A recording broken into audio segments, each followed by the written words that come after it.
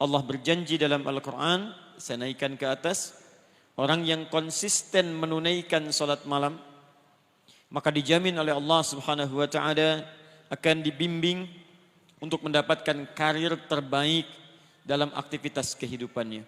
Terbaik di sini bukan sekedar mendapatkan harapan menempati posisi tertinggi, bukan. Tapi posisi yang terbaik untuk memberikan maslahat pada dunia dan akhirat Anda.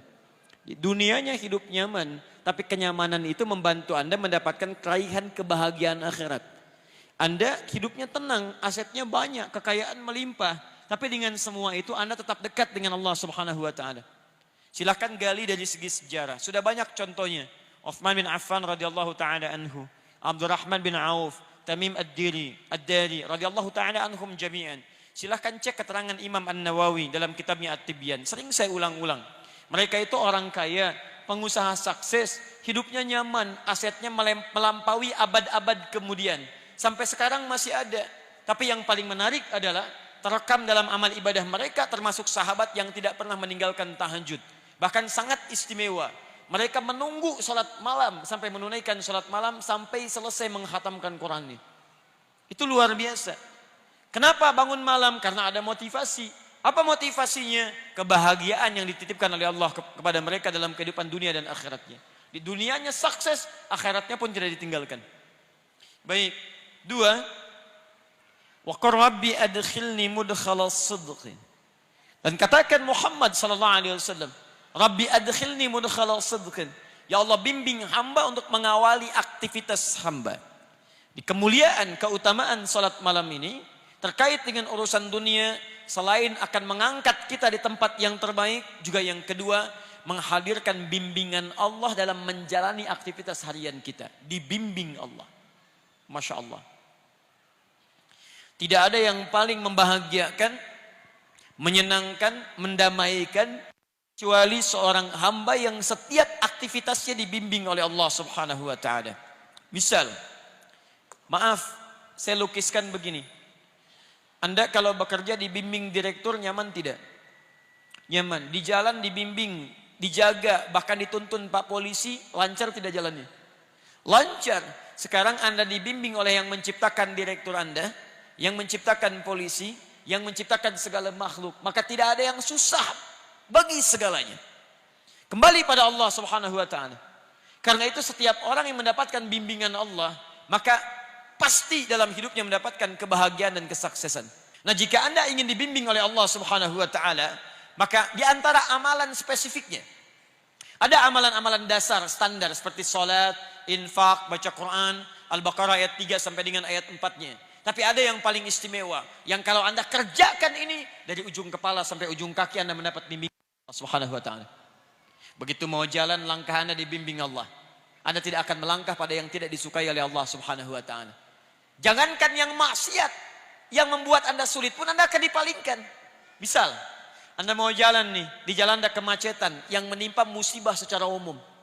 Orang terjebak macet, tiba-tiba baru Anda keluar, ada tiba-tiba datang kepada Anda, Pak, jangan lewat situ, macet. Ah, masa sih? Tadi saya melihat tidak macet, itu tadi Pak, sekarang macet. Belok. Allahu Akbar. Begitu Anda kunjungi tempat, Pak, jangan yang itu Pak, yang lain saja. Kenapa? Di situ tidak cocok buat Bapak. Ada seorang masuk ke sebuah toko, dia terbiasa rajin menunaikan malam ini, ibadah ini. Allahu Akbar. Begitu mau masuk dan masuk ke rumah makan, tiba-tiba dengan sopan penjaganya mengatakan, maaf Pak, di tempat ini nampaknya agak kurang cocok dengan Bapak. Kenapa memang? Akan lebih baik di tempat yang lain saja Pak. Baik, karena makanan-makanannya tidak dicantumkan logo halalnya, tapi ketika melihat orang ini tiba-tiba mengatakan, memberikan dari awal, Pak, jangan di sini, tempat lain lebih baik untuk Bapak. Coba bayangkan, baru dari kakinya, belum pandangannya, belum lisannya, belum telinganya, belum tangannya. Awas, kalau Anda selama ini sholat malam belum mendapatkan yang ini, berarti ada yang salah dengan cara sholat malam Anda. Anda rajin tahajud, tapi lisan Anda tidak dijaga oleh Allah. Ada yang salah Anda dalam sholat malamnya. Mustahil ahli tahajud lisannya mudah mengeluarkan kalimat yang tidak disukai oleh Allah. Karena lisan dia dibimbing Allah. Jadi kalau Anda ahli sholat malam dan Anda menyalahi ketentuan Allah, Kata Allah jangan mencela. Quran surah 49 ayat 11 sampai dengan 12. Ya ayyuhalladzina amanu la yaskhar qaumun min qaum, jangan saling cela. Anda bangun malam tapi Anda mencela, salah tahajud Anda. Salah salat malam Anda. La yaghtab ba'dukum ba'dha, jangan gosip. Ibu masih gosip. Maaf. Salah salat malam ibu. Saya tidak Ustaz, alhamdulillah. Tidak seperti ukhti itu tuh. Sama. Semua. Memang lisannya tidak bicara, tapi tangan itu yang nulis status, itu yang mencela orang, itu yang gosipkan orang, itu yang menyebarkan hoax, itu yang menyampaikan ini, itu salah. Sampai ke ujung kaki. Ini tolong koreksi ya, karena setiap ibadah itu ada indikator keberhasilannya. Anda tidak meraih itu, ada yang salah dalam pekerjaan ibadah Anda. Semua ibadah, bahkan jangankan sholat malam, sholat standar saja, yang 5 waktu, ukurannya salah satunya Quran surah 29 ayat 45. Innas salata tanha 'anil fahsya. Jadi kalau Anda benar salatnya, fahsya hilang, mungkar itu terbuang. Fahsya keburukan yang nampak datang lewat syahwat. Pornografi, porno aksi, LGBT itu fahsya. Di mustahil ada orang salat mengerjakan perbuatan tadi. Dia tidak mengerjakan tapi membela pelakunya, salah juga. Orang mengerjakan sunnah dicela-cela. Orang kemudian mengerjakan perbuatan fahsya dibela-bela. Ada yang salah dalam sholat dia. Jangankan sholat malam, yang standar aja dia masih di bawah standar. Sama dengan ban, bawah standar. Salah. Mungkar perbuatan yang diingkari oleh hati. Mencuri itu mungkar, bohong itu mungkar, korupsi mungkar. Maaf, membunuh mungkar. Luar biasa mungkarnya. Saya anjurkan tolong, ya, jangan berbuat kerusakan di muka bumi. Apalagi pembunuhan terhadap orang beriman itu sangat berbahaya. Itu saya ingatkan ya, hati-hati betul. Sekarang nampaknya mudah menghilangkan nyawa orang lain. Apalagi orang-orang yang sangat dekat dengan Allah Subhanahu wa taala. Jangankan level alim, ulama, ustaz, Anda level orang beriman biasa saja, taruhan Anda neraka jahanam tidak keluar dari situ.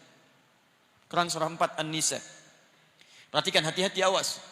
Sampai dengan ayat 92-nya, paling kanan di pertengahan. Awas, hati-hati, hati-hati.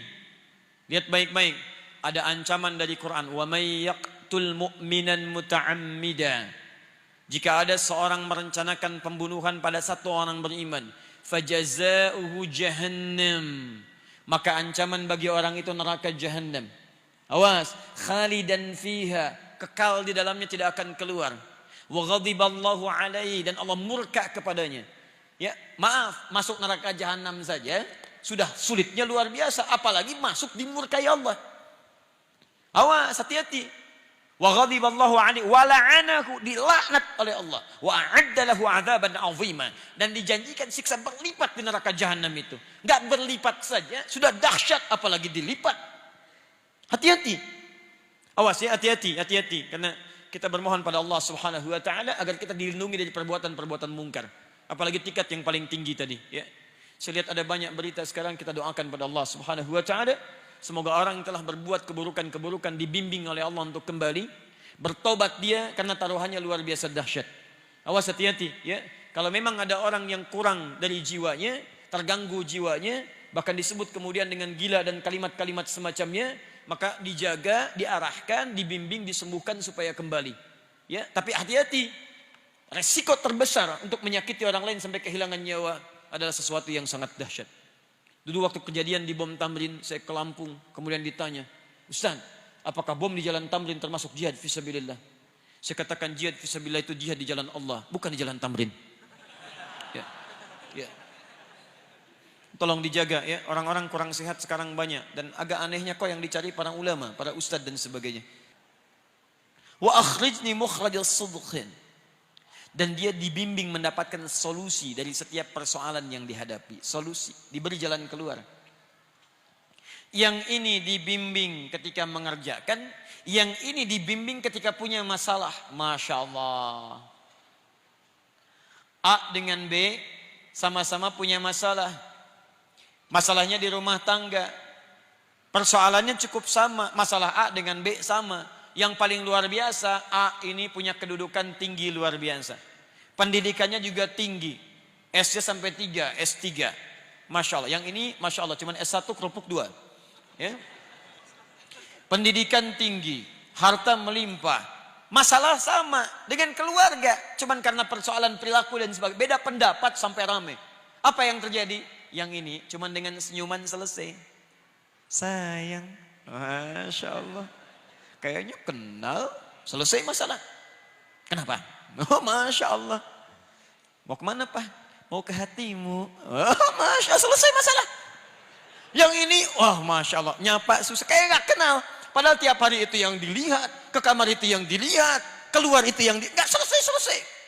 Yang ini rumah tangga tenang, keluar tenang, di kantor tenang, hatinya lapang, ke rumah makan tenang.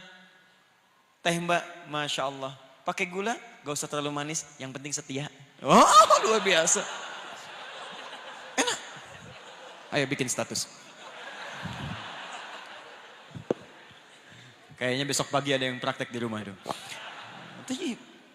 Jadi teman-teman sekalian, jadi orang-orang yang dekat dengan Allah, dia merajut hubungan dengan Allah Subhanahu wa taala, maka Allah akan jaga dalam setiap persoalan hidupnya.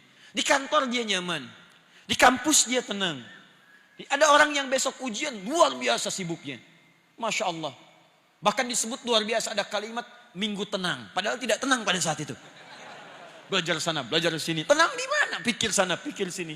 Tapi sebagian orang ada yang santai saja. Orang ke kelas, dia ke masjid. Dia baca, dia juga baca. Dia bangun malam harinya. Esoknya tenang dia hadapi. Luar biasa. 4. Waj'alni min ladunka sultanan nasira. Ini yang dahsyat. Ini yang dahsyat. 4. Allah akan lindungi dia langsung dari pihak-pihak yang ingin mencelakainya. Dilindungi oleh Allah. Diberikan perlindungan. Bisa beda-beda caranya nanti. Ya, bisa beda-beda lain-lain caranya. Teman-teman sekalian, saya berikan contoh yang paling dahsyat. Ayat ini diantaranya turun memberikan keterangan saat Nabi SAW dikepung oleh banyak pemuda. Ada yang menyebut 100 pemuda. Dengan kebiasaan yang khusus. Kalau kita pasukan khusus ya. Dengan pedang terhunus. Luar biasa. Dikepung satu rumah. Di dalamnya direncanakan 3 orang. 1. Nabi SAW. 2. Teman setia beliau. Seangkatan dengan beliau. Sedekat usia dengan beliau. Abu Bakar As-Siddiq. Sehidup dengan beliau. Semati di samping beliau kuburnya. Sesurga dengan beliau. Mertua beliau orang yang sangat mulia dan sangat disayangi oleh Nabi SAW. Dipilih oleh beliau untuk menemani hijrah, sehidup, sehijrah, sekubur bersamaan di sampingnya dan sesurga dengan beliau. Abu Bakar As-Siddiq. Sangat keterlaluan kalau ada orang-orang yang mencela Abu Bakar As-Siddiq. Ya, dia tidak hidup bersama Nabi, tidak menemani Nabi saat hijrah ke Madinah. Dikubur tidak di samping Nabi, surga belum jelas. Jangankan dengan Nabi, masuk surga aja belum tentu jelas. Berani mencela seseorang yang jadi mertua Nabi, kerabat Nabi, hidup bersama Nabi, hijrah dengan Nabi, wafat kuburnya di samping Nabi, dijamin surga lewat lisan Nabi. Anda siapa? Tayyib. Yang ketiga, seorang pemuda, brilian, genius. Menantu Nabi, 1 mertua, 2 menantu. Menantu Nabi, di antara sekian pemuda, beliau yang dipilih untuk mencintai dan dinikahkan menjadi pasangan hidup, sehidup, sewafat sampai sesurga bersama putri terkasih Nabi Sayyidah Fatimah radhiyallahu taala anha. Dari jalur ini adalah keturunan zuriyah Nabi sampai dengan sekarang. Sayyidina Ali bin Abi Thalib radhiyallahu taala anhu. Pemuda yang jenius, luar biasa, bakatnya luar biasa dan nyalinya sungguh tangguh. Kata Nabi, "Ya Ali, saya dengan Abu Bakar akan hijrah. Kamu tunggu di sini, gantikan saya di tempat tidur saya." Tempat tidur itu yang diincar oleh para pemuda tadi untuk siap menghunuskan pedangnya. Hidup atau mati. Di pilihannya Ali sadar saat itu akan meninggal. Tapi tidak ada kalimat-kalimat bantahan. Siap ya Rasulullah. Bala. Gak pernah disebut dalam sejarah Ali mengelak. Jangan saya Nabi, Abu Bakar aja yang tuaan dikit. Bisa tidak ada. Biasa. 1 menemani Nabi, 1 tinggal di tempat itu. Tapi yang hebat, perhatikan kisahnya dimulai saat Nabi keluar. Dari mana pasukan khusus yang siap dengan pedang terhunus? Disebutkan kalau hewan pun lewat sudah diketahui bahkan tercium baunya. Tiba-tiba seorang Nabi sallallahu alaihi wasallam ditemani sahabatnya radhiyallahu taala anhu jalan keluar santai saja. Santai lewat, dibikin ngantuk oleh Allah tertutup. Tutup ditutup pandangannya, keluar, tenang. Para ulama turun ayat ini memberikan jaminan kepada Nabi. Perhatikan, siapa di antara manusia yang bangun malamnya melebihi Nabi SAW. Kakinya sampai bengkak-bengkak, bacaannya sampai begitu panjangnya, kekhusyuannya luar biasa. Maka Allah Subhanahu Wa Taala menurunkan langsung 4 kemuliaan ini kepada Nabi SAW. Silakan, maqam mahmuda angkat, aktivitas dibimbing, masalah diberikan solusi. Begitu ada yang ingin mencelakai Nabi SAW, Allah berikan perlindungan terbaik. Maka teman-teman sekalian, 4 ini bila terkumpul kemudian dalam kehidupan kita, ingin Anda raih, salah satunya dawamkan amalan pada malam hari ini.